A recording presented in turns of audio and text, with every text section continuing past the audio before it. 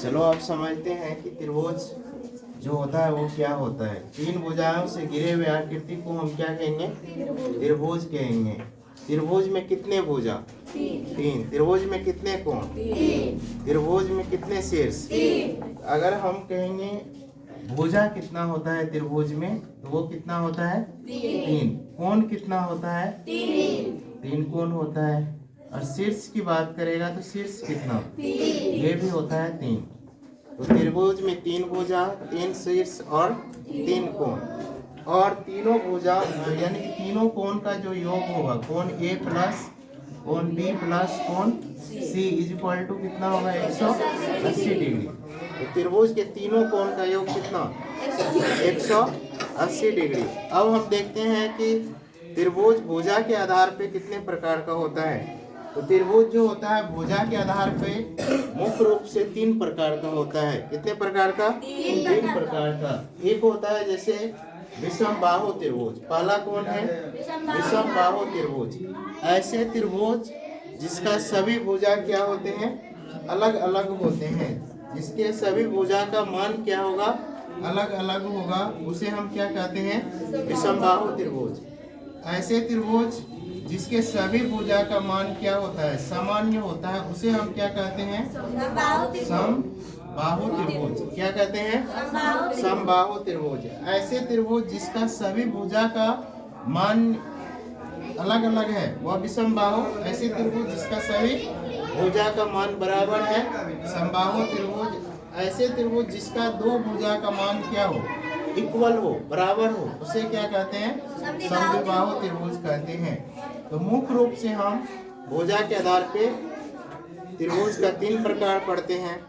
अब समझते हैं कि त्रिभुज का प्रॉपर्टी क्या होता है। त्रिभुज का जो गुण्य है, ये प्रॉपर्टी जो है, इस प्रॉपर्टी को हम समझते हैं। तो पहला प्रॉपर्टी है कि त्रिभुज के किन्हीं दो भुजाओं का योग, त्रिभुज के किन्हीं दो भुजाओं के मानों का योग तीसरी भुजा से क्या होता है? बड़ा होता है। तीसरी भुजा से क्या होता है? बड़ा होता है।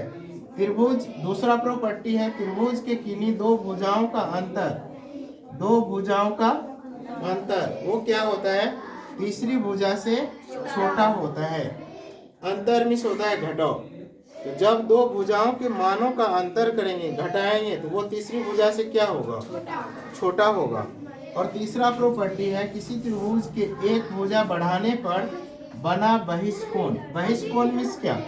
इस तरह से एक त्रिभुज हम बनाते हैं, ये ए बी और सी एक त्रिभुज है।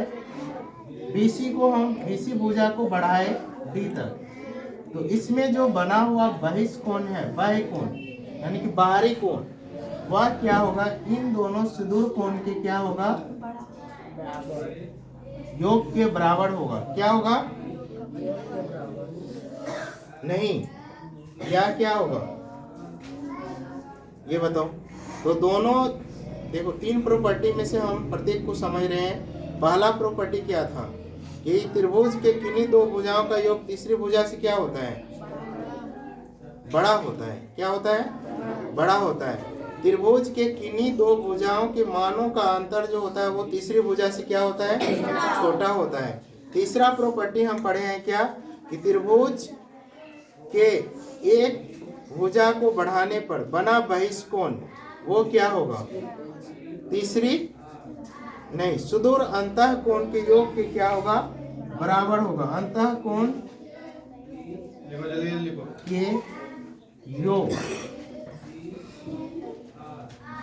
योग के बराबर होता है। क्या होता है? बराबर होता है। क्लियर है इतना? त्रिभुज का ये तीनों प्रॉपर्टी आपको क्लियर है?